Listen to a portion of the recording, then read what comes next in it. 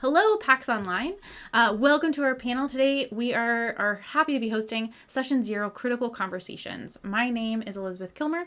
I am a clinical psychologist and the Director of Education and Training for Game to Grow. Game to Grow is a 501c3 nonprofit where we use games of all kinds to promote educational, personal, and community growth. We are best known for our tabletop role-playing games using Dungeons and Dragons that are therapeutic social skills groups, but we also run groups kind of across the age spectrum. We also offer individual counseling, and we are launching a comprehensive training program for therapeutic GMs that will kick off on October 3rd. If you have any questions about that or you'd like to join our mailing list, I would invite you to check out www.gametogrow.org. I'm going to let my amazing panelists introduce themselves. Hi everyone, my name is Bhavika Parmar. I'm a national certified counselor and I'm a licensed professional counselor intern supervised by Beth Coles. I currently work at a private practice called Uplift Counseling Services in Allen, Texas, which is where I work with kiddos and teens. And then I also work for a nonprofit called Chetna, which is where I serve as a domestic violence counselor, and I specifically work with the South Asian population at this nonprofit. Very cool. My name is Shawna Spain. You can find me online with the handle like7spoon. The number is spelled out. I am not a clinician at all, but I do run a bunch of games. I'm currently running 3 campaigns, 2 of which are streamed. I'm a player in a couple of others, and then I run these one-shots where I introduce new players to Dungeons and Dragons. I'm also doing a weird storytelling experiment on Sundays because I like D&D. Yeah. I am disabled. I am autistic and an ambulatory wheelchair user. I am normally accompanied by a service animal, which you don't get to see today because we're talking on the line. Absolutely. Thank you for those. Also, more things. I am the Game to Grow volunteer coordinator. You are the Game to Grow volunteer coordinator and our unofficial but amazing tech support through all of these things. So thank you so much for coming today, y'all. Today what we're going to be talking about is Session Zero. We're going to be talking about what is a Session Zero, what content is covered in a Session Zero, what the heck are safety tools, and why would you need them in a game. We're also going to talk a little bit about how that looks differently for different populations in different kinds of settings. So all 3 of us run games, but we run games in different places so that the way that we use these tools are going to look a little bit different. Quick disclaimer before we start, we're not teaching you to be therapists. We're just not. Don't therapize your friends. If you want to come to a training on how to run these groups, we offer those at Game to Grow. You should come to one of those. But this does not give you any kind of permission to go therapize your friends. However, you can use a lot of the tools that we're going to be talking about today to communicate better with your party, to communicate better with the people around your table, to make sure that you are actually all on the same page so that you want to keep playing games with each other. So as we kind of kick that off, my first question for y'all, we're going to do kind of a roundtable thing, is what is a Session Zero? So,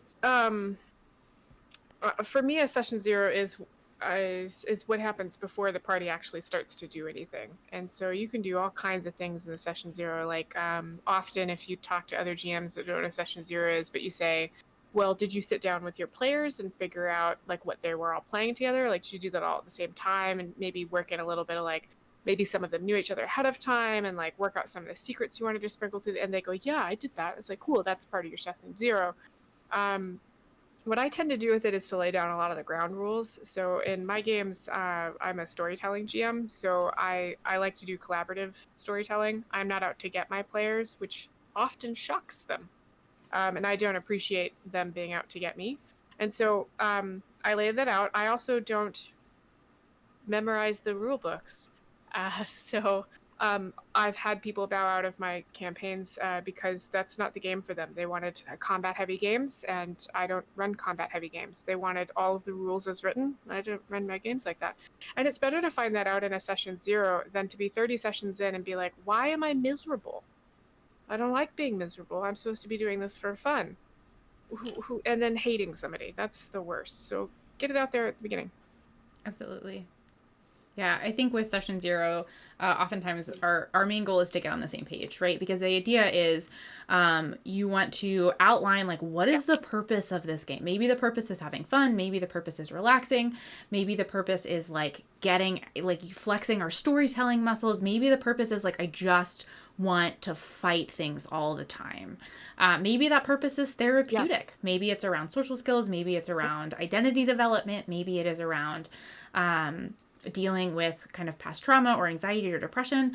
But if you and your players are not on the same page, it's going to be very, very challenging to have to meet any of your goals. I had somebody come to me and they were like, I want to play an ADHD character. And I said, what about, why? What about that makes sense to you? And they were like, well, I might have ADHD and I kind of want to play through that. And I was like, awesome. I'm not a therapist. I'm not going to diagnose you with ADHD. If you can tell me some mechanics that you want to use that for flavor, but if you just want to say squirrel all the time, like, what does this look like? And if we hadn't had that conversation, it would have gotten really awkward, you know? And I set aside time in the session 0s to talk about that. I talk about how I don't, nobody that attacks you is going to have gone insane due to some physical trauma that left them crippled. I will not be doing that in my game. I would appreciate it if you don't do that either. It protects people. You know, it keeps situations from happening. Another thing I do is orcs are not inherently bad. I don't take entire races of people and make them evil. That doesn't work in my world. And I was in a session 0 very recently, and somebody had to change their backstory. But because I'd explained why, right? Like I don't appreciate the racial divides in real life, and I certainly don't want it in my game. And there's no real reason for it. It doesn't take the fun out. So I was able to work with that player on figuring out a way that entire race of people hadn't, wasn't her opposition. It was more of a we found a better storyline where, I don't remember what it was. Maybe it was a group of orcs, but it wasn't the entire race. It was just this one, group of 4 orcs or something like that. That's another thing that would have been good, because if we'd gotten 10 sessions in and then she revealed her dark past, and it would have been really hard for me to be like, nope, session 10, like, no, I don't like it. It's not fun. Absolutely. So it sounds like, Shawna, you do like a session 0, which is that like all the players in one place at one time? Like this is officially like this is the session that we have before session 1. Do you meet one-on-one with your players? What does that look like? It depends. So right now we're all online, and so I recently started up a game during COVID, and we streamed that, didn't I? Think we streamed the session 0. I think. Is this the game I was in? Because yes, we did. Yeah. Yeah, so that's right. I did it on purpose so I could point at it. Yes, I did stream a live session 0.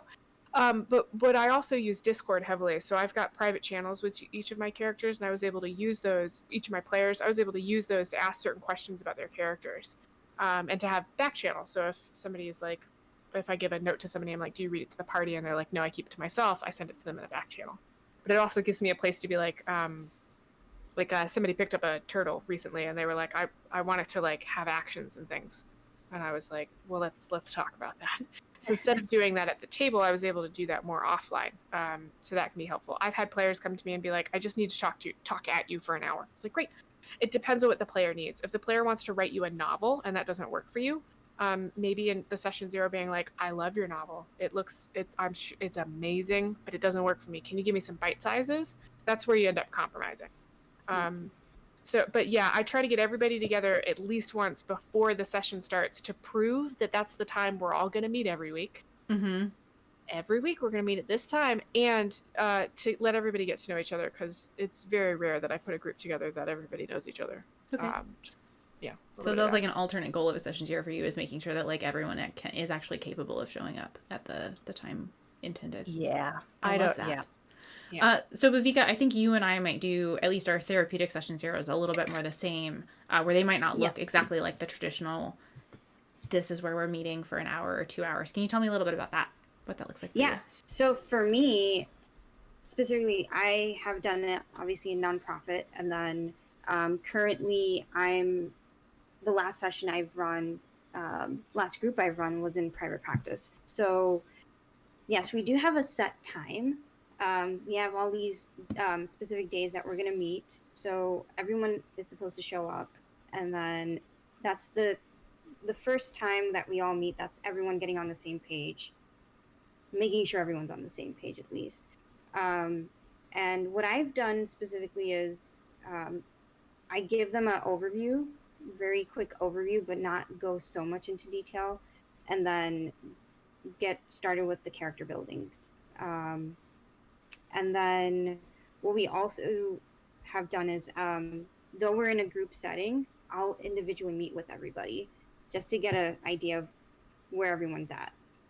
So that's kind of my starting point. Mm-hmm. Absolutely. I know that for my therapeutic groups, typically what I will do, whether that is with adults or with kids or with adolescents, there'll be some kind of an intake process, which means that like I'm meeting with that person one-on-one for them to have an understanding of what this is, what they're agreeing to, what we're getting into.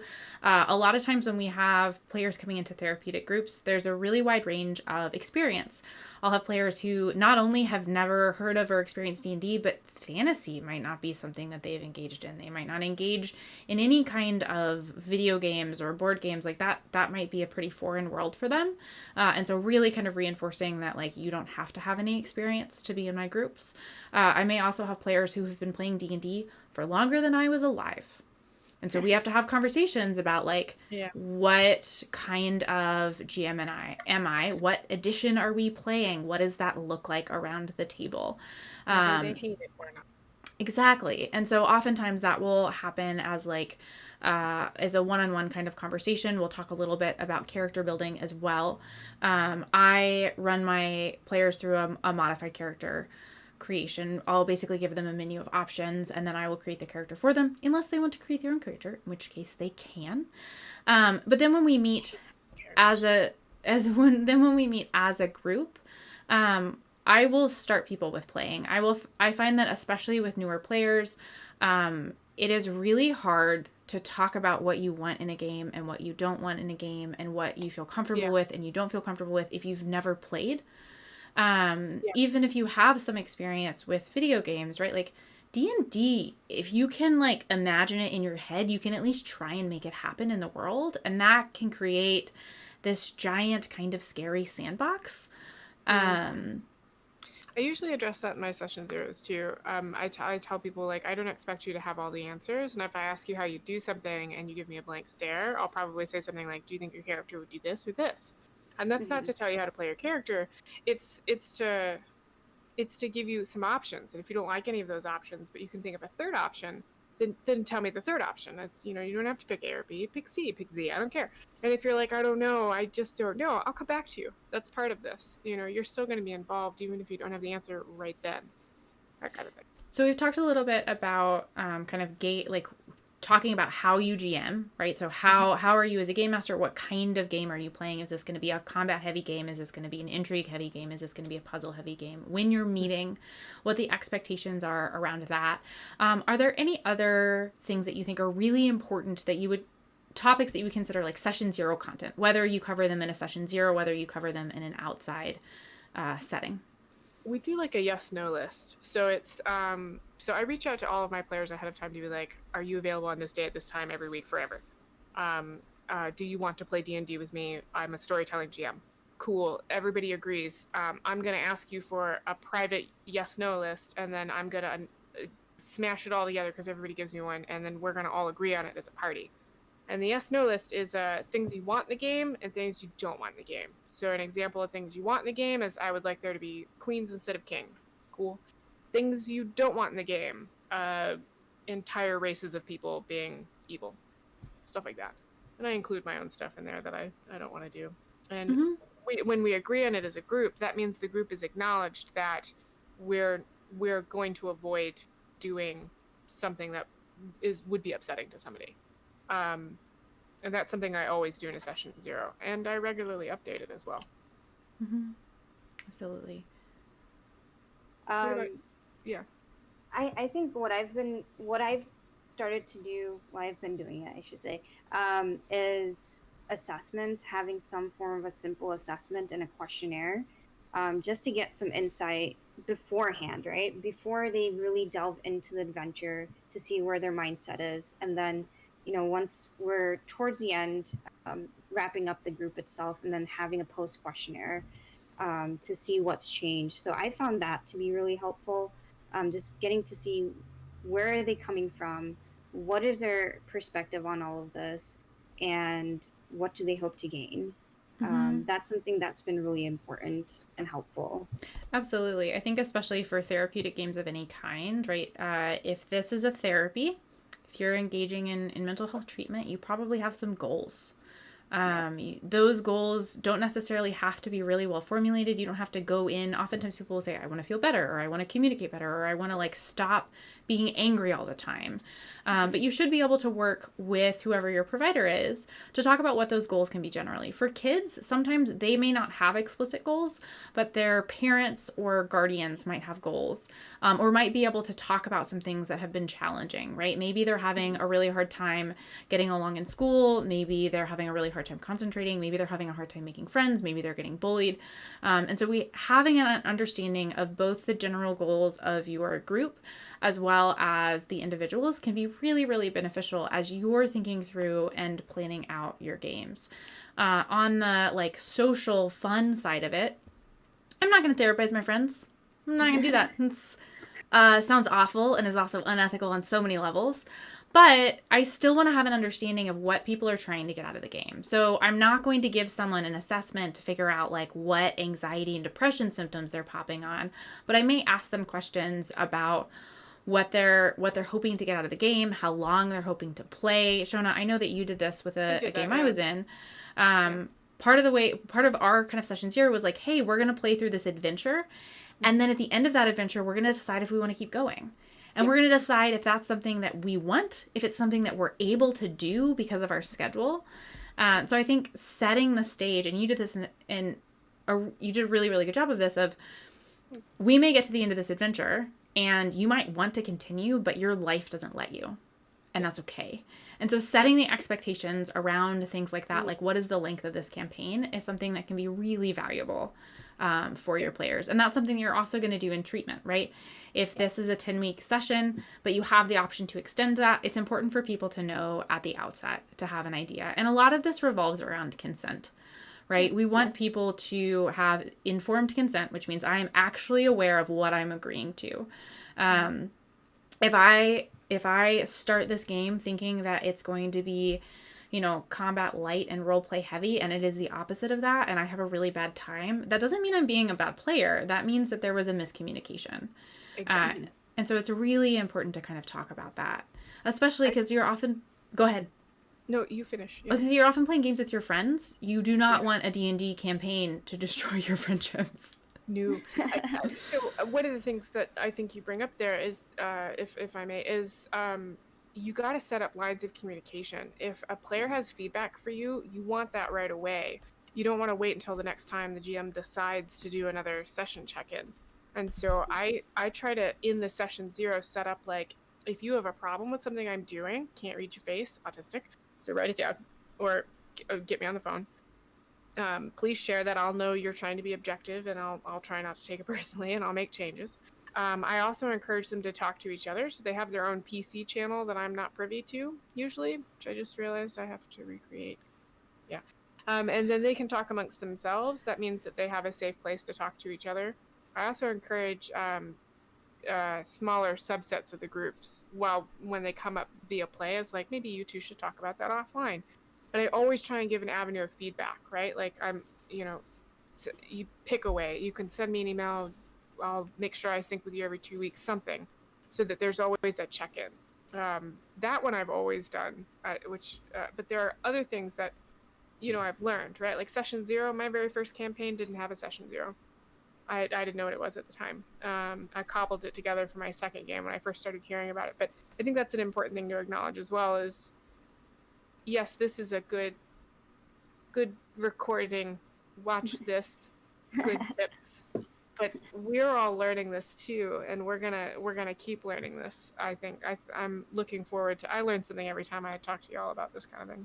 And it's something that is it's gonna be different depending on the group that you're in, right? That's true. I would say like the biggest mistake that I hear about when we're having these conversations with people, or the biggest like pitfall people can fall into, is like, oh well, I've been playing games with my friends for years, and I know these people really well, so it'll be fine. right?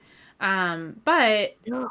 if you are great at communication, like that's awesome. I'm great at communication. My husband is also a psychologist. Our degrees are literally in communication. Does that mean that we're always the best at communicating with each other? No, it does not. So even the best of us kind of need, it's really helpful to have a framework to set those expectations of like, what happens when I do get really pissed off, or I do get really sad, or I do get really frustrated, or like, we're going to talk about troubleshooting in a minute here. Like, having an understanding about like what are the correct channels to go through can be really helpful. It does not have to be this like contract that you and your friends all sign. Yeah. It can be, but it doesn't have to be.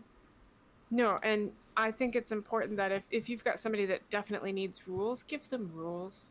Mm-hmm. Like if in a session 0, they're like, just tell me what to do. Tell them what to do and try and foster, you know, some where they can make some decisions. But, and, I don't know how to say this. If your party is all friends offline and they all have a fight right before they show up at your table, that can lead to some very interesting gameplay, which isn't always super fun. And then it becomes your responsibility somehow as a GM to mitigate that, which I think leads us into the how to triage stuff. Or should we jump into some troubleshooting questions? Sure. Okay. Yeah. Let's jump into so like these are some questions that I have pulled from kind of other trainings that we've done, as well as panels that have addressed these kinds of topics in the past. So the first one, which I think has to do with, it's like I'm pretty sure my players are really mad at each other, but like no one's copping to the fact that they're mad at each other. Like, what the heck do I do with that? Like, we set up this whole grade session 0, and we said that we were going to talk when we were mad at each other, but now everybody is mad, and nobody's talking about it. What do you do? Well, I've been doing a lot of the talking, so I'm going to make it easy.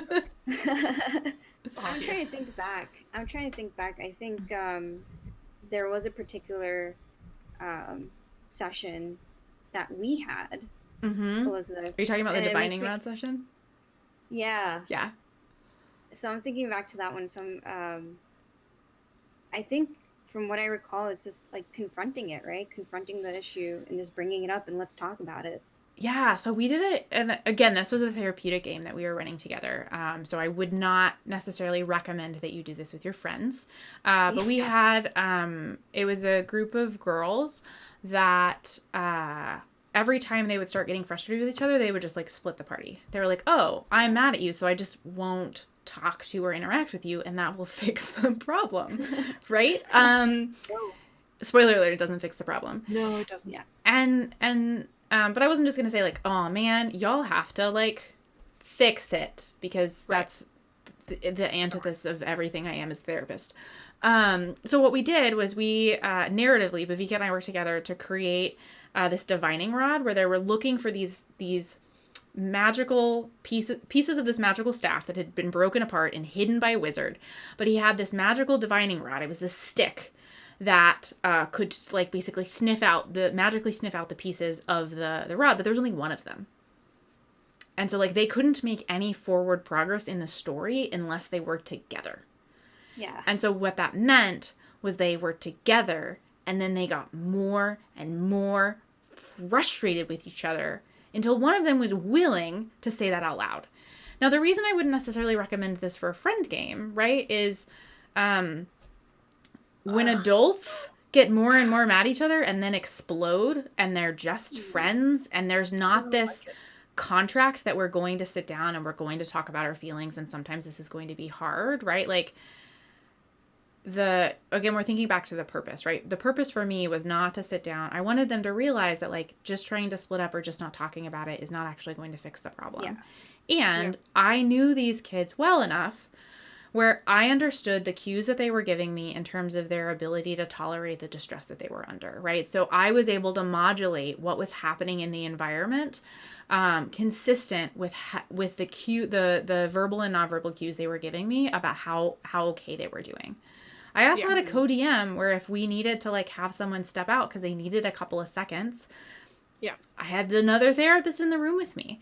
I also was able to use, Bavika was playing an NPC at the time, and so her character was able to model things, right? Her character was able to ask questions about what was going on and stuff like that, and so we were able to kind of address that. But that's something, again, that was part of a specific therapeutic intervention. It's not what I would have done with my friends. Okay, so I am not a therapist. When this happens at my table, what it depends on the people, and also depends on if I notice, because as aforementioned, autistic, and so I don't always tell when people get angry at each other. And in fact, recently, two of my players, the characters wailed on each other. They got into a huge fight, and one of them almost died. And I basically spent the entire time being like, I trust them both, I trust them both, I trust them both, I trust them both. And then as soon as we were done with the session, I was like, are you guys okay? But I could do that with them. There have been times where it came to my attention that some players were mad at each other, not the characters, and I realized a good tool to use would be to, if any player ever plays their character angry or upset, it's worth setting up the habit of pinging them afterward, or even on a break. Like if a player plays somebody like super upset, let's do a bio break, and then I'll ping them and I'll be like, how you doing? Is this good? And I'm specifically looking for, is the player upset or is the character upset? And is the player okay with the character being upset, or do I need to fix this? And once I have that set up as a habit, then you get a bunch of false positives, right? So they'll act upset, and I'll ping and be like, how we doing? And they'll be like, no, I'm good. The character's upset, but I'm enjoying playing a character upset. Cool, great. Let me know if that changes. Because I've set that up, when they're actually upset, when the player's upset, and I ping them and I go, hey, you upset? And they're like, I am upset. Be like, great. I've already set up the mechanic that I'm going to help them with this, because so it's not a guessing game for me. Every time somebody starts yelling in a game, I get to ask if they're okay. I don't know if that tool works for everybody, but any autistic GMs out there, try it. It helps. Well, and I think having that. Sorry, go ahead. Sorry. The other thing I want to say is I've been noticing lately that some people have been asking me, like, to be a GM, do I have to be good at people? Do I have to solve conflicts? Do I have to resolve adults fighting like in real life? Is that my job? What if I don't want to do that? What if I just want to tell a cool story? And what I've told those people is, if you think you're walking into a group where they're going to get into a lot of fights, maybe don't run that group. If this is something that really concerns you, what I would recommend is setting up a very strong expectations at the beginning. That expectation being, I'm not going to be able to solve problems for y'all in real life if you get into a fight. And if you can find a group that would be willing to let you play like that, you will. There would definitely be.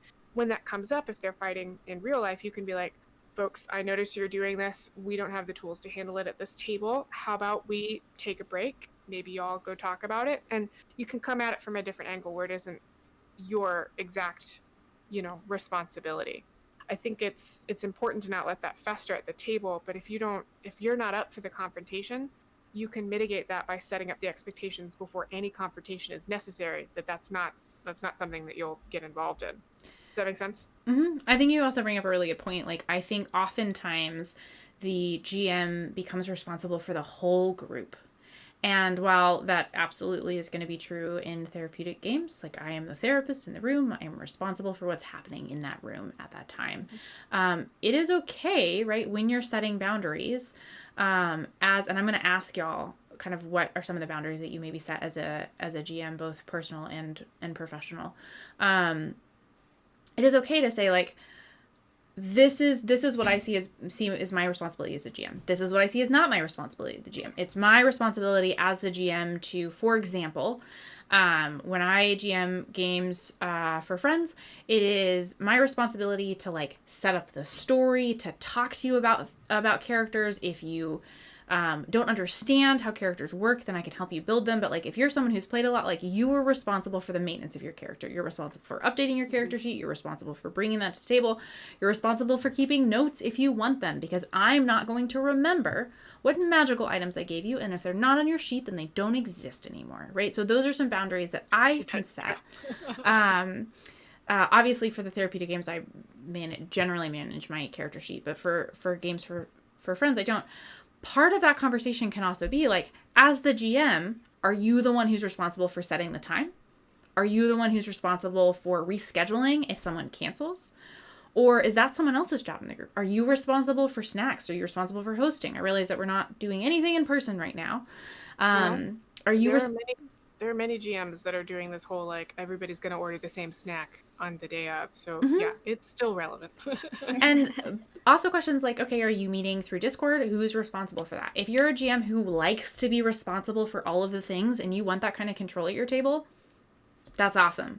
You're going to find players who love that and just want to show up at a table. I am definitely one of those players. But if you say, you know what, I want to get into GMing, but I don't think that I want the responsibility of 5 or 4 other or 6 other adult human beings, that's okay. You should be able to say, it's not my responsibility to deal with conflict. I will say that it's happening and I will tell you that I am uncomfortable and I will ask you to handle it like adults. Yeah, I think that's really fair. So what are some of the boundaries that y'all set as GMs, either therapeutic GMs or for fun social games?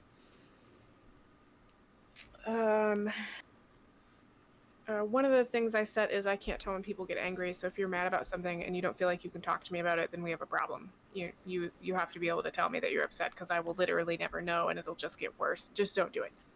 I have had players say that I don't want to play with you, and I've said that's great, that's fine. Another boundary that I set is nobody's allowed to yell at me in real life.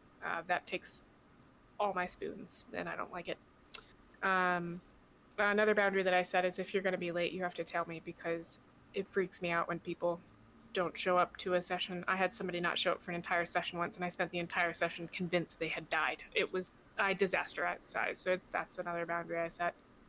I do a lot of the storytelling stuff. I don't usually... If somebody's like, I want to play an evil character, then I have a conversation with them about what evil is. I actually had that conversation earlier today with a new character, a new player. I don't put up with harassment of any kind. If you're joining this game so that you can go beat up a specific class of person that you want to imagine for yourself in this game, I'm not playing that game. If you want to use this as a place to get out some anger, right? Like if you're going to come to the session angry and you want to play angry, I'd like to know ahead of time, because I'll give you stuff to punch. I'll totally do it. But if you show up, you don't tell me these things, and you're going to spend a session tiptoeing around social situations, and that's what I expect the group to want to do, and you want to punch people, it's helpful to me to know that ahead of time. So I usually do a check-in with my group to see how everyone's doing, and they know that I'll do this. I stream, or I run my games the same day every week at the same time. And if we can't do that time that week, then we don't play that week. And it's not a mean thing. It's I have to have a schedule or I get really unbalanced equilibrium-wise. So that sounds like a lot of rules, and I have like a billion more. So now I'm wondering if maybe I have too many rules. Well, it sounds like you've already talked about how you're someone who does really, really well with structure, right? I do. And so that's part of the kind of GM that you are, right? And I will say that as someone who's played in your campaigns, I am less structured than you are, but it's really nice to have that structure to fall back on, because it's always there if I need it, right? What is happening and how things are going to go is very predictable, but it's not constraining. I always get consent for that too. And I've had players come to me after they've consented and been like, I don't like that we play the same day every week. Can we change it up?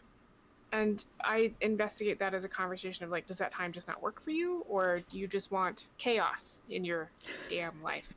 And if they're like, I need the chaos, be like, cool, I can help you find another game. What about you, Viveka? Are there any boundaries that you set either as a therapeutic GM or as a player GM for social games? So I'll start with, because I've had the opportunity to just play for fun, I prefer not having any responsibilities. But I like the structure. I like to just sit back and not worry about anything else. But obviously, when you're facilitating in a therapeutic setting, it's different. So at that point, there's quite a bit of responsibility. For me, organization is a big deal. Having structure in place, being really focused on time, that's a very big deal. One of the other things that I take very seriously is ground rules. So being able to have, from the start, look, respect is very important. What does that look like? Kind of doing a little bit of psychoeducation regarding ground rules. Yeah, I use Chances those are too. the kiddos, yeah, and the chances are like kiddos, they're going to talk over each other, but they're going to learn through that process, right? Yeah. If it's not me, usually the other peers might point it out like, hey, you're talking over that person or something along those lines. So ground rules, also being able to have, it's a therapeutic setting, so it's a safe place for people. So having that in place for clients, and obviously having a space for myself too. If I need like a minute to myself, if I find myself getting a little frustrated or something's coming up for me, what I've started to do is I'll give them a puzzle or a riddle to work on.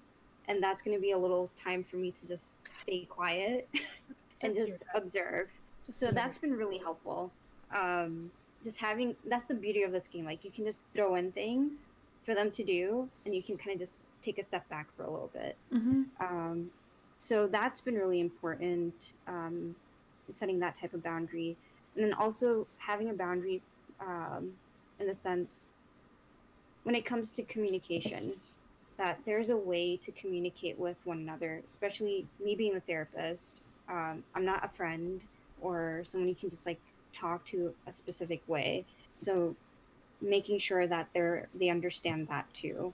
And ensuring and letting them know that this is their safe place. And if they need to talk or pull me over to the side, that it's possible as well. So those are some of the things that I've kind of put into place. How about you, Elizabeth? For me, I think I've talked about this a little bit, but like having clear guidelines around like communication. I don't do sex in my games. I don't. I don't want to. You can. That's cool. Yeah. I think that clear communication, those clear expectations around like what is going to happen, and the way that I really like to think about this is session 0 and the safety tools, like, and I say session 0, like all of the like general safety tools and stuff that we're talking about. In an ideal world, you're going to set them up, you're going to set it, and you're going to forget about it. Not forget about it as in don't use it, but it is. I realize that we keep talking about like more and more rules and things that you should be adding to your game, but it doesn't create this unwieldy game. The idea is that it actually creates this really, really strong foundation, right? It's almost like the stage manager and all of the tech hands that are running around behind a show so that the show itself gets to be big and exciting and awesome. And if you want to have a really cool, really long running Broadway show, you have so many people that are doing the behind the scenes stuff. Every time you want to add like live fire on the stage or something that rotates or something that dances, you've got to have more support for that. And I think about that in the same way in terms of games, right? If you want to start doing things like really graphic violence, or you want to handle sex, or you want to handle other topics that might make people really uncomfortable, you can do that if you have the right support and you have the right consent, right? Which means that like someone can say, you know what? Yeah, I'm okay with like really graphic death, or I'm terrified of spiders, but I am okay with them in this game. But you have to be able to have the ability to step back from that. So that's where safety tools like X cards come in. So people do X cards different ways. It's just one example of safety tools where it might be something where you literally like make an X. You might have a card that you flip over on the table.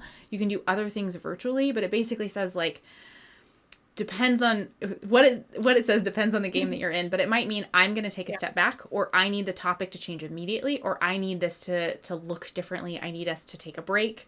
So setting that then allows you to push some of those boundaries if you want to try something that might be outside of people's comfort zones. Are there any other safety tools that y'all use? Well, I think I'm really glad you brought that up because I realized I left it off mine. But the safety tools are really important, and I set it up even when I've said I'm not going to do any of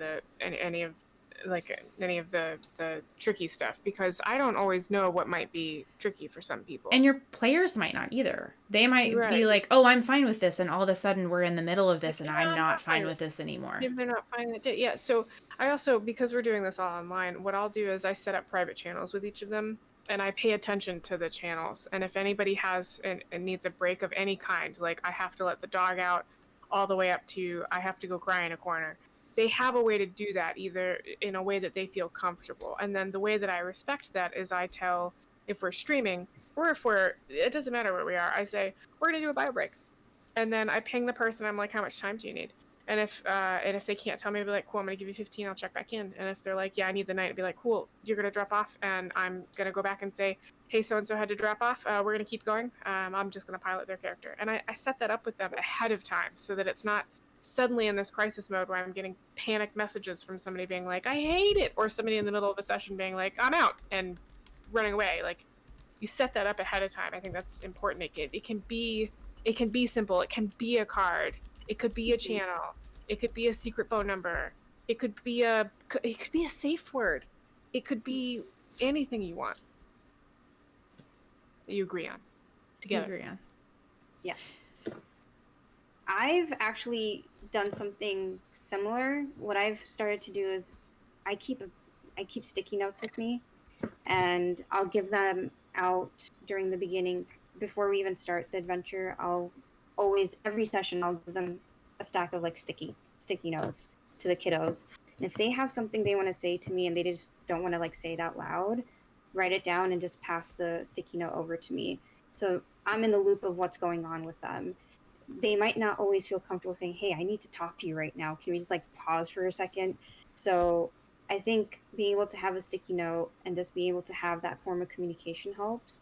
And there are times when we do take a break halfway through. If they want to step aside and talk at that point, then it's fine. But something simple like sticky notes has been really helpful so far. I love that. Yeah, with our online games, the platform we do our Game to Grow games through allows for private chatting as well, and so people can chat, like people can message me directly if they need something, or there's something they're not comfortable with, which I think is really important. Having those, and then also having it normalized, right? Because if you have an X card, but no one has ever used an X card, and you're worried that using an X card is going to ruin everyone else's game, you're not going to use that unless you are like way beyond not okay. Right. Which is not what you want. Yeah, I normalize it a bunch. I usually go over it in session zeros too, to be like, people have done this. I have done this. This is what it looked like. There was no terrible big bad. We were able to get through it together. That's why we use this. If you have suggestions, please let me know. And you're going back to those goals of, right, like our goals are to get together to have fun. These safety tools are not because people are just like weak, vulnerable snowflakes. These safety tools are because we are all adults or we are kids and we want to be able to get together and have a good time.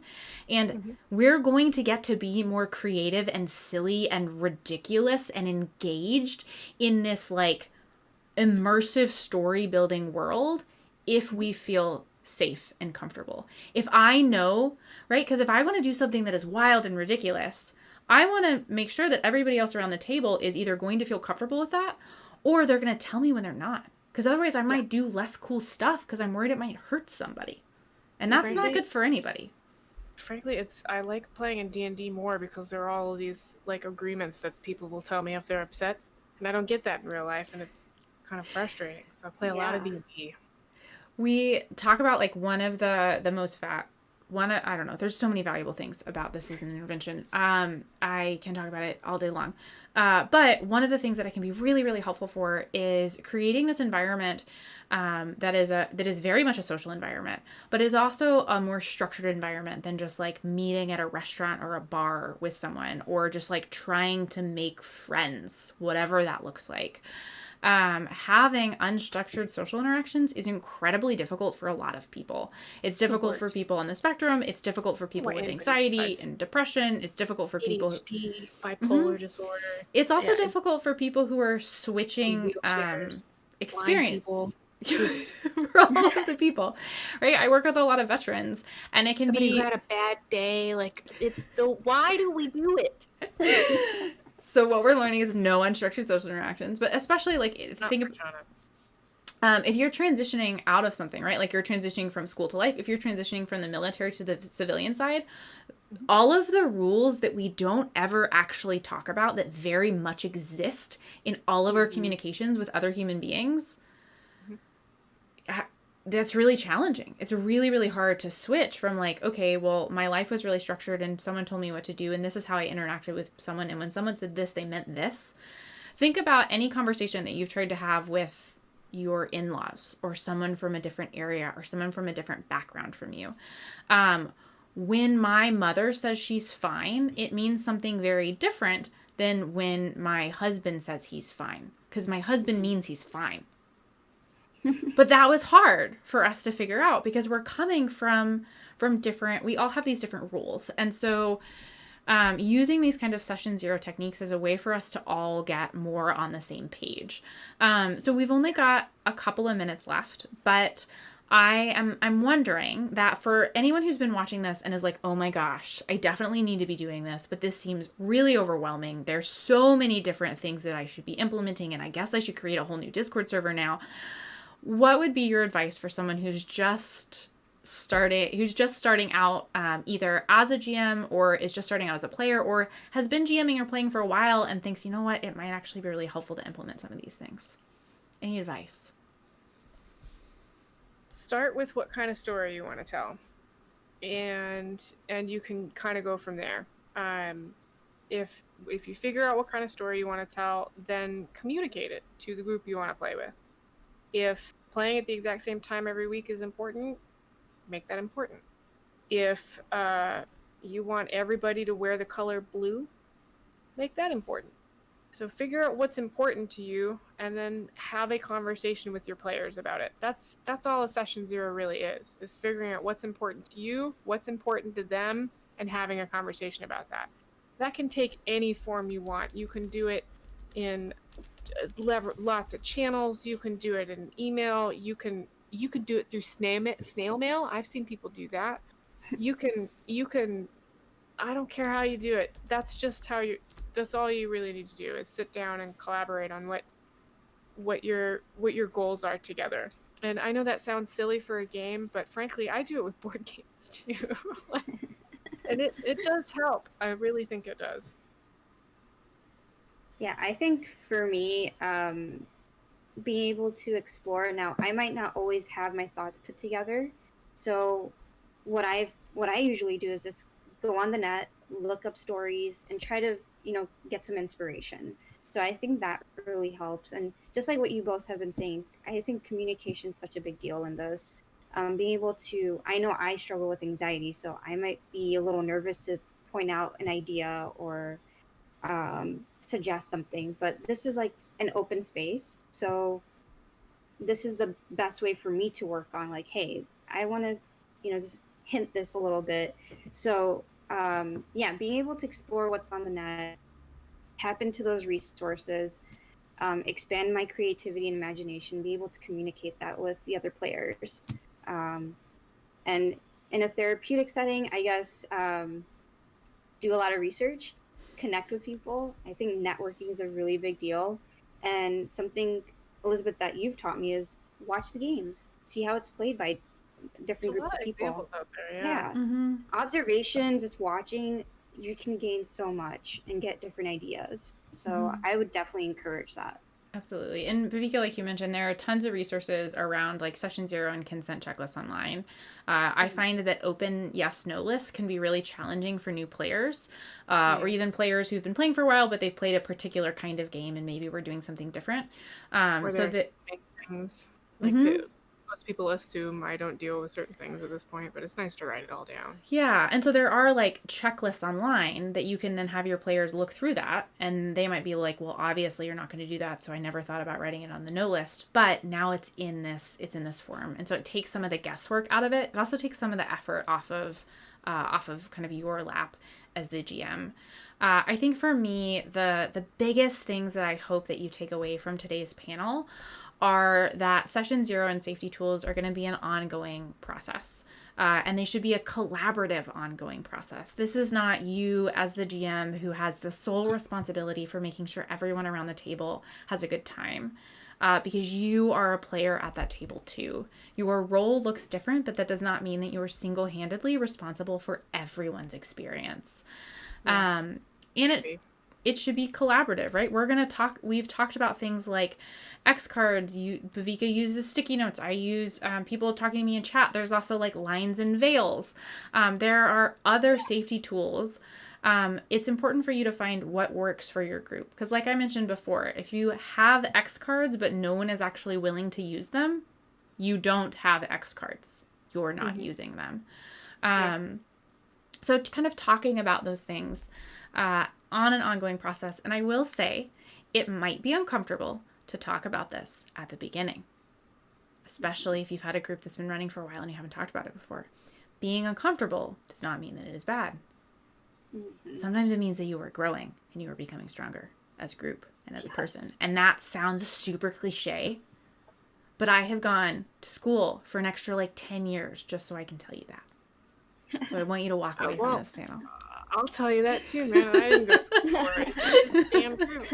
You know, and we call it a session 0 a lot, but I recommend you sync with your players pick a cadence. I usually do it, Broken Bane, we're doing it usually at the end of every arc, kind of. Another group I have to put something on my calendar because it just there isn't a natural break. So have regular like dot sessions and be like, all right, this session we're just going to talk about how we're all doing and stuff.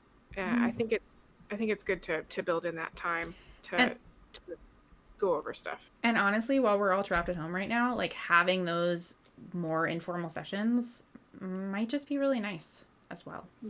I had a session where I'd lost my map or something and we all got online and I was like, discombobulated, and they were like, I was like, how about you guys just talk about what each of your characters thought about the goings on over the last couple sessions? And they were like, okay, and they got a kick out of it. Now they want me to do it all the time.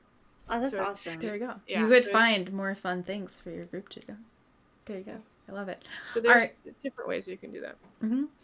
Well, thank you so much for coming to our talk today, everyone. We hope that you learned something. If you have opinions, you're welcome to contact at least me. So you can find me online at Drs. Kilmer on Twitter. I'm there sometimes. You can also, again, find me at Game to Grow. If you are interested in getting training, you're interested in joining a group, Game to Grow offers groups worldwide for adults, adolescents, and children. And we also offer training services. If you're interested in any of that, I would highly recommend that you sign up for our newsletter. If you let us know what you're interested in, we will do our best not to spam you and only give you things that you care about. Where can everybody find y'all? For me, the best way to contact me is at my email, which is my first name, BHAVIKA @uplift-counseling.com. And that's to inquire about counseling services, specifically for D&D groups. Or if you have any other questions related to D&D, you can definitely reach out to me. So that's the best way to reach out. And I'm online as like 7 Spoon, all spelled out. The numbers all spelled out. You can find me. I stream on Tuesdays, Saturdays, and Sundays. And sporadically on other days at twitch.tv/like7spoon. I am heavily on Twitter, so you can that's the best way to contact me is on Twitter. I'll answer questions about anything we talked about today, and if you just glance at my Twitter, you can see other stuff I'll talk about. I'm also, as I mentioned, the Game to Grow volunteer coordinator. We are accepting interest in volunteer opportunities, and you might be thinking, we're trapped in our houses. And I'm here to tell you, yeah, we thought of that. And we're trying to find ways to use volunteers anyway. So reach out, and maybe I'll ping you back. But yeah, Game to Grow is another good way to find. Awesome. Well, thank you so much for being on this panel with me, y'all. And goodbye, everybody on the internet. Bye, Stream. Thank you.